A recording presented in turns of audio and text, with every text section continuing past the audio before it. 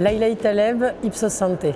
Cette enquête a été réalisée pour la Fondation fondamentale Ecclesia. Donc c'est classiquement une enquête sur un échantillon national représentatif qui visait à comprendre un peu où en étaient les Français autour des problématiques de maladies mentales. Quelques chiffres clés. D'abord, c'est un sujet d'importance pour les Français parce qu'on en a les deux tiers. Qui sont frappés, soit eux-mêmes, soit leur entourage. Le plus souvent, évidemment, leur entourage qu'eux-mêmes. 13% sont affectés personnellement, nous disent-ils.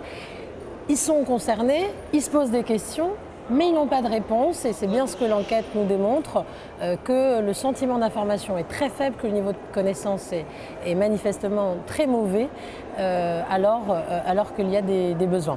Deuxième point abordé dans l'enquête, qui est la question du regard social. Quelle image sociale a-t-on des maladies mentales?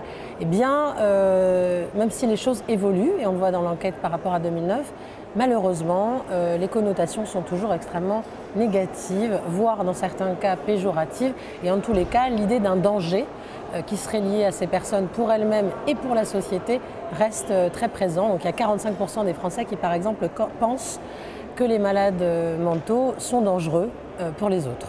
Ce qui est surprenant, par exemple, c'est que ces maladies soient si répandues et qu'on nous le dise, et qu'en même temps, il y a une si grande gêne exprimée par nos concitoyens à l'idée d'avoir une certaine intimité avec ces personnes, partager le même toit et juste même partager un même repas. Il y a 35%, un tiers des Français qui indiquent être gênés à l'idée de partager un repas avec une personne atteinte de maladie mentale.